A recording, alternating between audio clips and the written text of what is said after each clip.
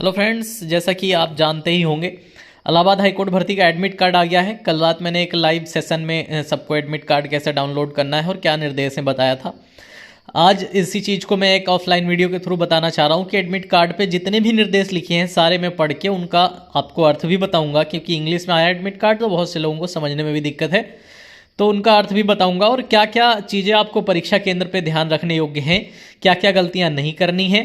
ठीक है, सब कुछ इस वीडियो में बताने वाला हूं, तो पूरा देखते जाइएगा। आप सभी से रिक्वेस्ट है कि पहली बार चैनल पे आ रहे हो, इस भर्ती को सीरियसली देख रहे हो तो चैनल जरूर सब्सक्राइब कर लेना और प्लेलिस्ट में एक बार जाना, प्लेलिस्ट में देखना। अगर आप सच में पहली बार आए हो तो जितने भी वीडियो 2024 हाईकोर्ट भर्ती की प्लेलिस्ट में हैं वो सारे ही आपके काम के हैं। ठीक है, जिनको कट ऑफ को लेके कुछ भी डाउट है प्लेलिस्ट में जाएंगे तो कट ऑफ से संबंधित अलग अलग बहुत सारे वीडियोस हैं। पीएच की कट ऑफ, महिला की कट ऑफ, ग्रुप सी की, डी की, प्रोसेस सर्वर की अलग, ऑर्डरली की अलग, प्यून की अलग। ठीक है, और जो भी पोस्ट और स्टेनोग्राफर हिंदी इंग्लिश सबकी प्रीवियस ईयर कट ऑफ के साथ नई कट ऑफ डिस्कस की गई है। सैकड़ों ऐसे वीडियो आपके लिए बनाए गए हैं। अब यहाँ पर हम सबसे पहले बात करेंगे एडमिट कार्ड। तो कल शाम को जारी हो गया एडमिट कार्ड। अगर सरकारी रिजल्ट पे शाम को नहीं शो हो रहा तो मैंने बता दिया था एनटीए की वेबसाइट पे जाके डाउनलोड कैसे करेंगे, उसका वीडियो भी पड़ा हुआ है। अब आ गया होगा तो आप सरकारी रिजल्ट्स भी डाउनलोड कर सकते हैं। क्या क्या बातें ध्यान रखने योग्य हैं ये मैं आपको एडमिट कार्ड के साथ जो निर्देश दिए गए हैं उन्हें पढ़ के बताने वाला हूँ। तो उम्मीद है वीडियो को शेयर भी कर देंगे अपने दोस्तों के साथ जिन्हें ये सब बातें जानना जरूरी है। जैसा कि आप स्क्रीन पे देख रहे हैं तो एडमिट कार्ड का ऊपर का हिस्सा जिसमें आपका एड्रेस, नाम और डेट ऑफ बर्थ, फोटो वगैरह है वो मैंने हाइड कर दिया है, जिसका भी है। लेकिन आपके काम की जो चीज़ है वो है कि भरना क्या क्या है और क्या क्या नियम लिखे गए हैं। तो सबसे पहली चीज़ यहाँ लिखा है कि अगर एग्ज़ाम सेंटर पर आ रहे हैं तो must bring 2 photograph with him and her to exam centre. कि कोई अगर एग्ज़ाम देने आ रहा है तो अपने साथ 2 फोटोग्राफ जरूर लाएगा, और मैं आपको एडवाइस करूँगा कि फ़ोटोग्राफ वही ले जाना जो आपने फॉर्म भरते समय लगाए थे, क्योंकि नोटिफिकेशन में ये बात लिखी हुई है। अब इसके बाद the invigilator will verify candidates identity and other particular and sign at the designated place on the admit card. ठीक है, तो अब इसमें लिखा क्या है, यहाँ पर देखो कैंडिडेट का लेफ्ट थंब लगना है, लेकिन ये कब लगना है, जब आप एग्ज़ाम सेंटर पहुँच जाएंगे तब लगना है। ठीक है, ये सेंटर पे लगेगा, वो लोग लगवाएंगे। यहाँ पर कैंडिडेट सिग्नेचर है, ठीक है, तो ये भी तभी लगेगा जब आपके वो कक्ष निरीक्षक आपके पास मौजूद होंगे। और यहाँ पर फ़ोटो लगवाना है, ठीक है, तो इसे आप पहले लगा लीजिएगा। एडमिट कार्ड पे फ़ोटो आप पहले लगा लीजिएगा, जिनका लगाने से रह जाएगा तो वो सेंटर पे भी लगवा देंगे। ठीक है, ये चीज़ें हो गई। अब लिखा हुआ है bubble marked with the black ball point pen will not be valuated. This admit card consist 3 pages, page 1 to 3 import instruction candidate has to download all pages. सभी पेज डाउनलोड करना और सभी निर्देश पढ़ने के लिए लिखा हुआ है। यहाँ पर आपका रूम नंबर लिखा जाएगा और यहाँ पर जो आपके कक्ष निरीक्षक होंगे उनके सिग्नेचर होंगे। ठीक है, और यहाँ सिंगल स्टार का मतलब क्या है, काले पेन का मतलब है, और double star this admit card, ये आपको पेज 1 2 3 ये सब डाउनलोड करने हैं, पढ़ने हैं, ये सब कुछ लिखा हुआ है। मैं पहले ही बता देता हूँ आपको। यहाँ पर लिखना है आई के बाद मेरा नाम, रेजिडेंट के बाद आपका एड्रेस। ठीक है, और ये मैं डिक्लेयर कर रहा हूँ, इतनी बात लिखनी है। बॉल पॉइंट पेन आपका ब्लैक चलेगा। ठीक है, ब्लैक, काले रंग का जेल पेन नहीं चलेगा। ठीक है, डॉट पेन, काले रंग का डॉट पेन चलेगा। मैक्सिमम 2 पेन आप ले जा सकते हैं, 2 पेन्स के लिए लिखा गया है, आप 2 पेन ले जा सकते हैं सेंटर पे। अब इसके बाद नीचे आएंगे तो यहाँ से निर्देश और पढ़ना शुरू करेंगे। यहाँ पर लिखा है this admit card must be bought to the examination centre without which no candidate will be allowed entry to the examination centre. इसे आप लेके नहीं आएंगे तो आपको एंट्री नहीं मिलेगी। दूसरी चीज़, this admit card doesn't constitute an offer of employment. ये एडमिट कार्ड से कतई साबित नहीं होता है कि आपको इसमें सेलेक्ट किया जा रहा है नौकरी में, ये सिर्फ आपकी परीक्षा के लिए एडमिट कार्ड है। द कैंडिडेट मस्ट इंश्योर, तीसरा पढ़ रहा हूँ, the candidate must ensure that he or she fulfills all the eligibility condition for admission of the examination, the admission all stages of examination. इसमें लिखा है, ये पूरा मैं पहले भी पैरा पढ़ चुका हूँ, इसमें लिखा है कि अगर कोई कैंडिडेट, आपने जो कंडीशंस बताई गई हैं, जो एलिजिबिलिटी क्राइटेरिया है, कितना पढ़े हो, क्या क्या एज हो आपकी, और जो भी नियम बताए गए हैं डॉक्यूमेंट से संबंधित, आपने नोटिफिकेशन पढ़ी होगी, उसके बाद फॉर्म भरा होगा। लेकिन यदि आपने कोई चीज़ गलत भरी है, कोई तथ्य छिपाया है, तो आपका जो अभ्यर्थन है वो निरस्त कर दिया जाएगा बाद में, ठीक है। The candidate are provisionally permitted to appear for the preliminary examination as per the schedule given in page 1 insurance of the admit card doesn't not mean the candidate has been declare to eligible. ठीक है, कह रहे हैं admit card जारी करने का मतलब ये नहीं है कि आप एलिजिबल हो गए हैं इस नौकरी के लिए, ये सिर्फ एडमिट कार्ड आपकी परीक्षा के लिए है, ठीक है। The candidate must report at the examination center at the scheduled reporting time, but in any case not after the center gate closing time, after which candidate will not be permitted any entry। कह रहा है आपको entry का जो time दिया गया है, यदि आप उस टाइम के बाद आते हैं, ठीक है, गेट बंद होने का भी टाइम दिया गया है, अगर आप उस टाइम के बाद आते हैं तो फिर आपको किसी भी हाल में एग्ज़ाम में बैठने नहीं दिया जाएगा।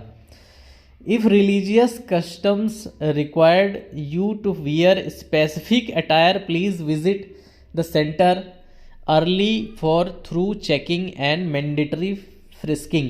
कह रहा है कि यदि आप कोई ऐसी पोशाक पहनते हैं, आप कोई ऐसे वस्त्र धारण करते हैं जो आपके धार्मिक वस्त्र हैं या धार्मिक मान्यता या कल्चरल मान्यता से जुड़े हैं, तो आप एग्ज़ाम सेंटर पर पहले से आएँ और अपनी अच्छे से जाँच करवाएँ। Candidate must also read the instructions provided in the detailed advertisement very carefully. कह रहा है जो फॉर्म भरने से पहले जो नोटिफिकेशन जारी होता है भर्ती का, उससे भी आप लोग ध्यान से पढ़ लें। Candidate must bring 2 passport size photograph, 1 to be pasted on admit card and 1 on attendance sheet in the examination room. ठीक है, 2 फोटोग्राफ आपको जरूर ले जाने हैं, एक एडमिट कार्ड पे लगेगा और एक आपके अटेंडेंस सीट जो वहाँ आएगी उस पर लगेगा। Candidate have been permitted to bring only the following document. आपको नीचे जो चीज़ें बताई गई सिर्फ यही लेके जाना है, तभी आपकी एंट्री होगी। Number 1 black ball point pen या पेन्स अप टू 2 ले जा सकते हैं। Print copy of admit card download from NTA website, ठीक है, जो आपने एनटीए की वेबसाइट से एडमिट कार्ड डाउनलोड किया है। Any one of the authorised photo ID, जिसमें आपका फोटो या फोटो आईडी जो ले जा रहे हैं वो ओरिजिनल होनी चाहिए, ठीक है, और वैलिड होनी चाहिए, एक्सपायर नहीं होनी चाहिए।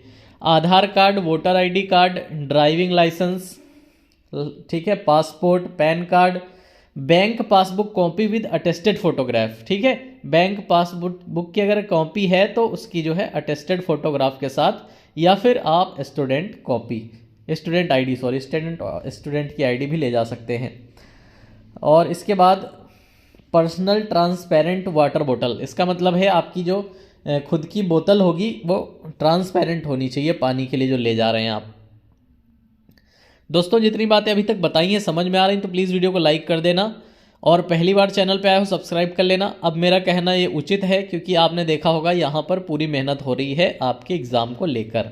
अब हम अगले बात करेंगे तो candidate those scan photograph live capture photograph is not visible on the admit card. ये बहुत ध्यान देने योग्य बात है। He or she must bring 2 फोटोग्राफ duly attested by gazetted officer along with the copy of the valid ID proof and submitted to the same at the examination center, following which the candidate will not be permitted entry in the examination center। अगर आपके admit card पे आपकी 2 photo जो लगी हुई हैं, ठीक है, एक आपकी फ़ोटो है, दूसरी आपकी जो लाइव फ़ोटो है, इन दोनों में से कोई ऐसी है जो दिख नहीं रही है, साफ आप पता नहीं चल रहा कि आप हैं, तो आप अपने आसपास के किसी भी गजेटेड ऑफिसर से अपनी फ़ोटो प्रमाणित करके ले जाएंगे और अपनी एक आईडी की फ़ोटो कॉपी ले जाएंगे और ये दोनों चीज़ें सेंटर पे आपकी जमा होंगी। इसके बाद लिखा गया है please note the item listed below. जो नीचे आइटम की लिस्ट दी गई है, mobile phone, Bluetooth, wireless earphone device, watch of any kind including digital smart watch, handbag, paper, notebook, calculator, की electronic gadget, equipment, correction marks, white blood fluid and other suspicious item या material. It is clarified that there shall no arrangement of examination centre for keeping aforesaid item. If any item is lost the centre or this court will not be responsible. Candidate are therefore advised either not to carry the aforesaid items with them on the date of examination or to take their own arrangement for keeping such item in safe custody outside the examination center surely at their own risk। ठीक है, ये भी एक बहुत ही महत्वपूर्ण चीज़ है आपके लिए कि यदि आप mobile phone, Bluetooth, wireless earphone device और किसी भी तरीके की घड़ी ले जाते हैं, डिजिटल वॉच हो या स्मार्ट वॉच हो या बैग हो आपका, या हैंड बैग हो या पेपर हो या नोट्स बुक हो या कैलकुलेटर हो, इलेक्ट्रॉनिक गैजेट हो, इक्विपमेंट हैं, करेक्शन मार्कर हैं या वाइटनर हैं, और कुछ भी सस्पिशियस मटेरियल है, तो वो एग्ज़ाम सेंटर पे आप ले नहीं जा सकते। अगर आप लेके जा रहे हैं तो वहाँ कोई जमा नहीं करेगा, आप अपने रिस्क पे एग्ज़ाम सेंटर से बाहर कहीं भी उसे जमा कर दो। ठीक है, ये बात इसमें लिखी गई है। Any candidate found using a possession of such authorised material in indulging in copying or adopting unfair means would be liable to summarily disqualified. ठीक है, अगर कोई ऐसा काम करने का प्रयास करता है तो उसे डिसक्वालीफाई कर दिया जाएगा कि ये आप वहाँ पर जाके ऐसी हरकतें करो, कुछ कॉपी करने का प्रयास करो या कुछ भी आप ऐसी चीज़ें वहाँ ले जाओ जो अलाउ नहीं है। Possessing any electronic device such as mobile phone, watch वगैरह, ये जो भी लिखा हुआ था ऊपर, inside the examination centre campus before completion of the examination will be considered as an act unfair means. ठीक है, अप्रोप्रिएट सिविल एंड और criminal proceeding will be initiated against the candidate. अगर आप एग्ज़ाम सेंटर पे पहले से ही चाह रहे हो कि मैं पहले से ही चला जाऊं और आपके पास ऐसा कोई इक्विपमेंट है, आपके पास ऐसी कोई डिवाइस है या कुछ भी नहीं है, फिर भी आप एग्ज़ाम सेंटर में एग्ज़ाम शुरू होने से पहले गए हैं, तो आपके खिलाफ किसी भी प्रकार की क्रिमिनल या सिविल कार्रवाई की जा सकती है। इसके बाद 14 नंबर पे मैं पढ़ रहा हूँ। 14 नंबर पे the question paper text booklet will have 100 objective type multiple choice question of 1 mark each। Duration of the examination paper will be 90 minutes। There will be no negative marking for incorrect marked answer unattempted questions. लिखा है ये question mark जो question है आपके 100 question आएंगे, 100 के 100 objective type होंगे, सभी के लिए 1 नंबर दिया जाएगा। पूरे पेपर को 90 मिनट में करना होगा और किसी भी प्रकार की निगेटिव मार्किंग किसी भी प्रश्न के लिए नहीं है। The question paper text booklet or any part thereof shall not be taken outside the examination room hall before completion of examination। आप एग्जामिनेशन हॉल के बाहर तब तक नहीं जा सकते जब तक आपका एग्जाम कंप्लीट ना हो जाए। Doing so would be punishable offence. अगर आप ऐसा करते हैं तो ये एक पनिशेबल ऑफेंस है। ठीक है, इसके लिए सजा दी जा सकती है। However the candidate after completion of the examination are allowed to take the question paper test booklet along with them. ठीक है, अगर आपका एग्ज़ाम कंप्लीट हो जाता है तो उसके बाद आपको जो है क्वेश्चन पेपर आपका दे दिया जाएगा, तो आप उसे लेके जा सकते हैं। आगे के इंस्ट्रक्शन भी देख लेते हैं कुछ। 16 नंबर से इंस्ट्रक्शन हम देखेंगे। तो after the examination is over, after the examination is over यहाँ से देखते हैं तो आप जी OMR सीट है अपने इन्विजिलेटर को दे देंगे। जैसे ही वो OMR सीट की काउंटिंग करेंगे, ठीक है, वैसे ही आपको वो जाने की परमिशन दे देंगे। उनकी परमिशन के बिना no candidate will be allowed to leave the examination room before the end of examination till the counting and tallying of OMR sheet. जब तक आपकी OMR सीट की गिनती वो लोग नहीं कर लेंगे, आप कक्ष को छोड़ के नहीं जा सकते। Know travelling and other expenses would be paid. किसी भी प्रकार के आपको सरकारी खर्च नहीं दिया जाएगा परीक्षा में आने जाने के लिए। ठीक है, request for change examination centre or date examination will not be entertained. आपके द्वारा की गई कोई भी रिक्वेस्ट एग्ज़ाम सेंटर बदलने या डेट बदलने के लिए कोई भी रिक्वेस्ट आपकी एक्सेप्ट नहीं की जाएगी। Any unethical practice will lead disqualification.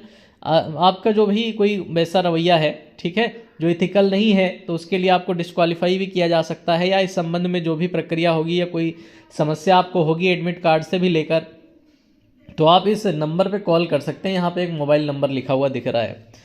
Candidate are advise to verify the location of examination venue a day advance. आपको पहले से एडमिट कार्ड जारी किया गया है ताकि आप एक दिन पहले जाके अपना लोकेशन जो है कंफर्म कर लें आपका एग्ज़ाम कहाँ पर होना है। Candidate are advise to check update. जिस भर्ती से जुड़ी जो भी अपडेट्स हैं वो आप यहाँ पर NTA की वेबसाइट या इलाहाबाद हाईकोर्ट की वेबसाइट पे चेक कर सकते हैं। ठीक है, इसके बाद the decision of NTA shall be final being whether the candidate has to allow entry or appearance in the examination on account of misconduct. अगर आप कोई मिसकंडक्ट करते हैं, आपका बिहेवियर सही नहीं है, आप किसी सस्पिशियस एक्टिविटी में आते हैं, ठीक, अनयूजुअल बिहेवियर रखते हैं, अनफेयर मीन्स प्रैक्टिस करते हैं, तो इसके लिए NTA आपका एग्जामिनेशन में जाना बैन कर सकता है। ठीक है, आपको रोक सकता है परीक्षा देने से। Biometric information of all candidates shall be captured and check will be made upon the arrival of examination center। तो आप जब एग्जामिनेशन सेंटर पे जाएंगे तो पहले ही आपका बायोमेट्रिक हो जाएगा, उसके बाद आप अपने अपने रूम में जाकर बैठ सकते हैं सभी लोग। Candidate should be take their seats immediately after. हाँ, तो ये चीज़ मैंने बता दी है कि जैसे ही बायोमेट्रिक हो जाए जाके अपनी अपनी सीट्स जो है ले लें, जो एनटीए के द्वारा अलॉट की गई हैं। अलॉट की गई हैं का मतलब जो जिन सीट्स पे आपके रोल नंबर लिखे गए हैं, जिस रूम में आपके रोल नंबर हैं। जो लोग पहली बार परीक्षा दे रहे हैं उनसे मैं बता दूं कि ये गेट पर ही लिस्ट लगी होती है कि किस से रोल नंबर से किस रोल नंबर तक किस रूम में बैठना है। To ensure a fair and transparent selection process high court utilize biometric collection. आपको जो है परीक्षा ट्रांसपेरेंट हो सके, फेयर हो सके, किसी की जगह कोई और पेपर ना दे रहा हो, इन चीज़ों को जो है वेरीफाई करने के लिए आपका बायोमेट्रिक हो रहा है, ऐसा हाई कोर्ट का कहना है। The High Court is committed to maintaining the integrity of recruitment process and the irregularities detailed in the result, immediately disqualification and the potential legal consequences. Candidate are advised to adhere the rules। यहाँ पे लिखा गया है कि candidate से request की जा रही है कि सब लोग इन नियमों का पालन करें, सब लोग अपना बायोमेट्रिक कराएं और ये आपके अच्छे के लिए ही किया जा रहा है। Instruction for filing in the OMR sheet. OMR sheet को जैसे फिलिंग करना है तो कैसे करेंगे, ठीक है। तो ऐसे एक लाइन में 2 गोले नहीं भरने हैं, ठीक है। एक अधूरा एक पूरा गोला नहीं भरना है, 2 गोले अधूरे अधूरे नहीं भरने हैं, ठीक है। और बीच में गोला करके किनारा खाली नहीं छोड़ना है, किनारे गोला करके बीच खाली नहीं छोड़ना है आपका। ये करेक्ट तरीका है, ये वाला तरीका बिल्कुल सही है। 4 में से कोई एक जो आपको सही उत्तर लग रहा है वो वाला गोला भरना है और पूरा पूरा भरना है, कहीं खाली नहीं छोड़ना है, क्योंकि कंप्यूटर से चेक होंगी और कंप्यूटर को अधूरा भरा हुआ गोला लगा तो वो रिजेक्ट कर देगा उस सवाल को, ठीक है। तो आपको पूरा पूरा गोला साफ पूरा भरना है, ठीक है। अब इसमें आपको कौन सा पेन यूज़ करना है, तो ब्लैक बॉल पॉइंट पेन का प्रयोग करना है। यहाँ से आपका पेन का डाउट भी क्लियर होता है और यहाँ पे निर्देश भी क्लियर हो जाते हैं। कुछ चीज़ें बड़ी बड़ी हैं जो फिर से मैं रिपीट कर देना चाह रहा हूँ। सबसे पहले अपना एडमिट कार्ड जरूर ले जाना है, एक फ़ोटो आईडी ले जानी है आपको, ठीक है। आप अगर पानी की बोतल ले जा रहे हैं तो ट्रांसपेरेंट ले जानी है, 2 फोटो जरूर ले जाने हैं। प्रयास कीजिए फ़ोटो वही हो जो आपने एडमिट कार्ड में लगाए हुए हैं, ठीक है। इतनी चीज़ें हो गई। और पेन मैंने बता दिए हैं, 2 ब्लैक बॉल पॉइंट पेन ले जाने हैं, 2 से ज़्यादा ले जाने के लिए मना किया गया। इसके अलावा कोई गैजेट एग्जाम सेंटर पे नहीं ले जाना है। उन्होंने लिखा है कि कोई ऐसा सामान लेके आता है तो हमारे पास जमा करने की व्यवस्था नहीं है, अपने रिस्क पे सेंटर के बाहर कहीं भी जमा कर सकता है। इतनी चीज़ें आपने ध्यान में रख ली और एग्ज़ाम सेंटर पे जाएंगे, आपका बायोमेट्रिक होगा। बायोमेट्रिक के बाद अपना एग्ज़ाम देंगे। आपके हाथ में किसी प्रकार की कोई घड़ी नहीं होनी चाहिए। घड़ी वहीं जो कक्ष निरीक्षक होंगे वो आपको समय बताएंगे। सबसे बड़ी समस्या एग्ज़ाम में यही होती है, ठीक है। इसके बाद पेपर कंप्लीट होगा, आपको OMR शीट जमा कर देनी है। जमा करने के बाद वो काउंटिंग कर लेंगे। काउंटिंग के बाद आपको जाने की अनुमति दे देंगे, आपको आपका एग्ज़ाम पेपर दे दिया जाएगा। मैंने बताया था कि एग्ज़ाम पेपर में जो कैंडिडेट वाली जो सीट होती है उसमें गोले साफ नहीं आते हैं और आपके रिज़ल्ट में, आपके स्टेज 1 के रिज़ल्ट में आपके कितने अंक आए हैं ये आता नहीं है, केवल लिस्ट में नाम आता है। तो इसलिए अपने पेपर पे हल्का हल्का मार्क करते जाइएगा आपने क्या उत्तर लगाए हैं, ये बात आप ध्यान रख के चलना। ये मैं एक वीडियो बना के पहले भी बता चुका हूँ इस संबंध में आपको, ताकि आपको पता चल सके आप प्री में क्वालिफाई तो हो गए हैं, आपके नंबर कितने हैं और मेंस के लिए कितनी मेहनत आपको चाहिए। उम्मीद है वीडियो अच्छी लगी होगी लाइक करके जाना। पहली बार चैनल पे आए थे सब्सक्राइब करके जाना, ये चैनल आपकी पूरी मदद कर रहा है। टेलीग्राम चैनल को जरूर सब्सक्राइब कर लेना, वहाँ आपको सारे अपडेट्स समय पर मिलते रहते हैं। Thank you for watching this video.